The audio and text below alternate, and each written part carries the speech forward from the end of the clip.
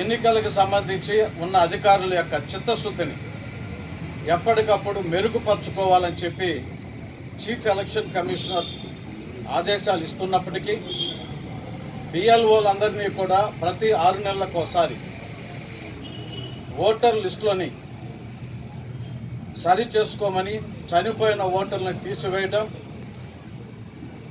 అలాగే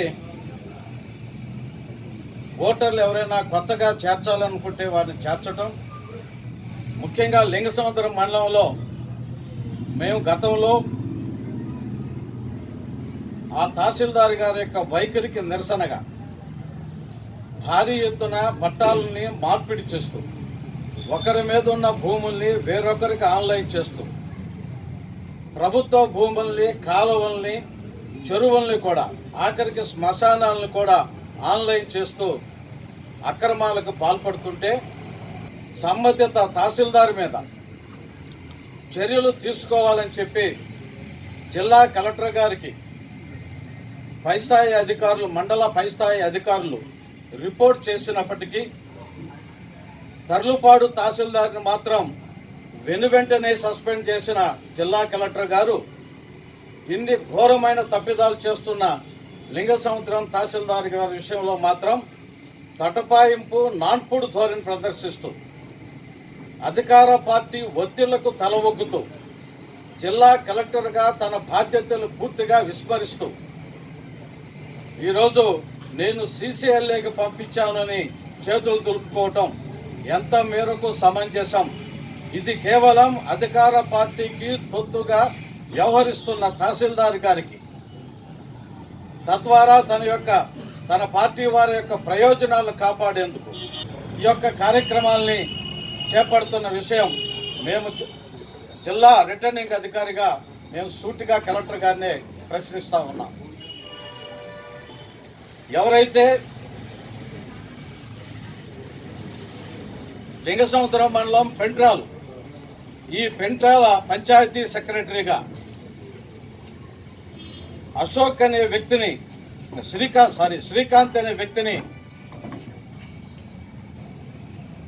నియమించిన సంగతి అందరికీ తెలిసిన సంగతి.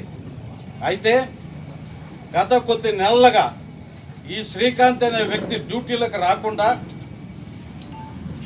అడ్రస్ లేకుండా వెళ్ళిపోయినాడని సంబంధిత ఎండిఓ గారు డిపిఓ గారికి ఒక లెటర్ పంపించడం కూడా జరిగింది 3 నెలల క్రితం. అబ్స్కాండ్లో ఉన్నాడు కాబట్టి ఇతని మీద చర్య తీసుకోండి అని చెబుతూ, అదే సమయంలో వేరే పంచాయతీ సెక్రటరీని ఆ యొక్క పంచాయతీకి సుబ్రహ్మణ్యం గారని అతన్ని ఇన్ఛార్జిగా నియమించడం జరిగింది.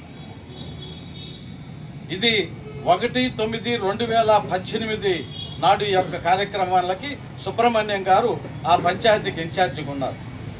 కానీ ఆశ్చర్యకరమైన విషయం ఏంటంటే తహసీల్దార్ గారు ఎవరైతే అబ్స్కాండ్లో ఉన్న పంచాయతీ సెక్రటరీ ఈ శ్రీకాంత్ అనే వ్యక్తి ఉన్నాడో అతన్ని బిఎల్ఓగా అపాయింట్ చేస్తూ అతని ద్వారానే నిన్న సవరణ చేసిన ఓటర్ లిస్టులని తయారు చేయించిన సంఘటన ఈ సందర్భంగా ఎన్నికల కమిషన్ దృష్టికి కూడా మేము తీసుకుపోతూ ఉన్నాం. అలాగే జిల్లా యంత్రాంగం కూడా ఇంత ఘోరమైన ఎలక్షన్ కమిషన్ యొక్క స్పష్టమైన ఆదేశాలు ఉన్నప్పటికీ కూడా బేఖాతరు చేస్తూ నిర్లక్ష్యంగా ఏమి జరుగుతుందిలే అనే అపోహతోటి ఈ రకమైన కార్యక్రమాలని ఈ నియోజకవర్గంలో జరుగుతున్న సంగతి మీ ద్వారా ఎలక్షన్ కమిషన్ దృష్టికి కూడా, అలాగే పై స్థాయి అధికారుల దృష్టికి కూడా తీసుకుని పోతూ ఉన్నాం. ఇది ఎక్కడైనా నాకు తెలిసి నాకున్న రాజకీయ అనుభవంలో ఎప్పుడూ కూడా పంచాయతీ సెక్రటరీగా బిఎల్ఓగా పంచాయతీ సెక్రటరీని అపాయింట్ చేసినప్పుడు ఆ గ్రామానికి అసలు ఆ వ్యక్తే లేడు, అబ్స్కాండ్లో ఉన్నాడు, అతని మీద యాక్షన్ తీసుకోమని సంబంధిత అధికారిని అయిన ఎండిఓ గారు డిపిఓకి లెటర్ రాస్తే ఇతనే మీకు బూత్ లెవెల్ ఆఫీసర్ అని చెప్పి తహసీల్దార్ గారు లిస్ట్ ఇస్తారు. మీకు ఆ లిస్టు కాపీని కూడా మీకు ప్రదర్శించడం జరుగుతూ ఉంది. ఇది రైట్ టు ఇన్ఫర్మేషన్ యాక్ట్లో మేము తీసుకున్న కాగితం. ఇది ఎండిఓ గారు మాకు ఇచ్చిన కాగితం. అతను కాదు వేరే సుబ్రహ్మణ్యం అనే వ్యక్తి ఇతను ఇన్ఛార్జ్ అని చెప్పి మాకు ఇచ్చిన కాగితం. అంటే అబ్స్కాన్లో ఉన్న వ్యక్తి అసలు అక్కడ ఉద్యోగమే చేయని వ్యక్తిని బిఎల్ఓగా పెట్టి నిన్న 18వ తారీఖు రాజకీయ పార్టీలకు ఇచ్చిన లిస్టులో అతని చేత చేర్పులు మార్పులు అలాగే తీసివేతలు ఈ కార్యక్రమాల్ని అతనితో చేయించటం, ఆ తహసీల్దార్ మీద వెంటనే చర్య తీసుకోవాలి, సస్పెండ్ చేయాలి, ఈ ప్రాంతం నుంచి వెనువెంటనే ట్రాన్స్ఫర్ చేస్తూ ఎలక్షన్ కమిషన్ వారు ఇచ్చిన ఉత్తర్వుల మేరకు ఖచ్చితంగా ఆ మీద సస్పెన్షన్ ఆర్డర్స్ ఇష్యూ చేయాలని మేము డిమాండ్ చేస్తా ఉన్నాం. ఇది ఆర్డీఓ గారు, జిల్లా కలెక్టర్ గారు, అంటే వీరెవరికి కూడా దీని మీద అంటే ఎన్నికలకు సంబంధించి తీసుకోవాల్సిన కనీస జాగ్రత్తలను కూడా పాటించకుండా ఎవరైతే అబ్స్కాండ్లో ఉంటారో, ఎవరైతే డిస్మిస్ అయి ఉంటారో, ఎవరైతే సస్పెండ్ అయి ఉంటారో ఆ అధికారులను కొనసాగించుకొని పబ్బం గడుపుకోవాలని రాజకీయ నాయకుల ఒత్తిళ్ల మేరకు అధికార పార్టీగా తొత్తుగా వ్యవహరిస్తున్న లింగసముద్రం తహసీల్దార్ గారి మీద వెనువెంటనే చర్య తీసుకోకపోతే ఖచ్చితంగా మేము వైఎస్ఆర్సీపీ పార్టీ తరఫున మేము ఎలక్షన్ కమిషన్ వారికి విషయాలు తెలియజేయటమే కాక ఆందోళన కూడా చేపడతామని చెప్పి కూడా ఈ సందర్భంగా తెలియజేసుకుంటూ ఉన్నాం.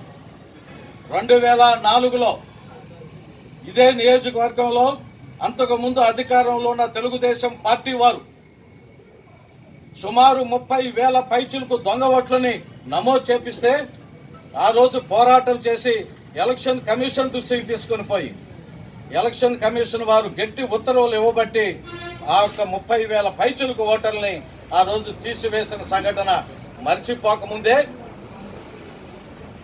మళ్ళీ కొత్తగా అదే నాంది పలుకుతా ఉంది. ఈరోజు డబుల్ ఎంట్రీలు చూస్తున్నాం. లేదంటే ఒక బూత్లో ఉండి ఒక నియోజకవర్గం బూత్లో ఉండి ఒక నియోజకవర్గంలో ఒక బూత్లో ఓటర్గా నమోదయ్యి ఉండి మళ్ళీ కందుకూరులో కూడా ఆ ఓటర్లు నమోదు చేశారు. దీంట్లో అత్యధిక శాతం కొండేపి ప్రాంతానికి చెందిన కూడా మనవి చేస్తా ఉన్నాం. కొండేపి ప్రాంతానికి సంబంధించిన ఓటర్లను తీసుకొచ్చి ఇక్కడ ఓటర్లుగా వాళ్ళని నమోదు చేయిస్తున్నారంటే ఏ రకంగా బిఎల్ఓ వ్యవస్థని నిర్వీర్యం చేస్తూ అధికార యంత్రాంగాన్ని భయం గుప్పెట్లో ట్రాన్స్ఫర్ పేరిట వారిని కదలనివ్వకుండా తప్పులకు ఆస్కారం ఇస్తూ ఈ కార్యక్రమాలు చేయడం శోచనీయమైన విషయం. ప్రజాస్వామ్యానికి ఇది గొడ్డలు పెట్టు. ఇలాంటి అప్రజాస్వామిక విధానాలని ప్రజలు సంపూర్ణంగా దీన్ని ఎండగట్టే తరుణం తొందరలోనే ఉందని కూడా ఈ సందర్భంగా తెలియజేస్తా ఉన్నాం. మీరు చూస్తే దాసరి కొండలరావు, ఉదాహరణకి 2-3 పేర్లు మీకు చెప్తాను. దాసరి కొండలరావు 109 బూత్ నెంబర్ కందుకూరు కాన్స్టిట్యున్సీలో, ఇదే దాసరి కొండలరావు కొండేపి కాన్స్టిట్యున్సీలో బూత్ నెంబర్ 59, దీనికి బూత్లో సీరియల్ నెంబర్ వచ్చి 309. అలాగే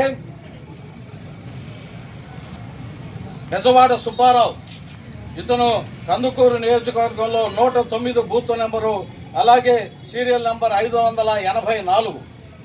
ఇదే సుబ్బారావు గారు కొండేపి నియోజకవర్గంలో 96 బూత్ నెంబరు, బూత్లో సీరియల్ నెంబరు 35 అని మీకు మనవి చేస్తా ఉన్నాం.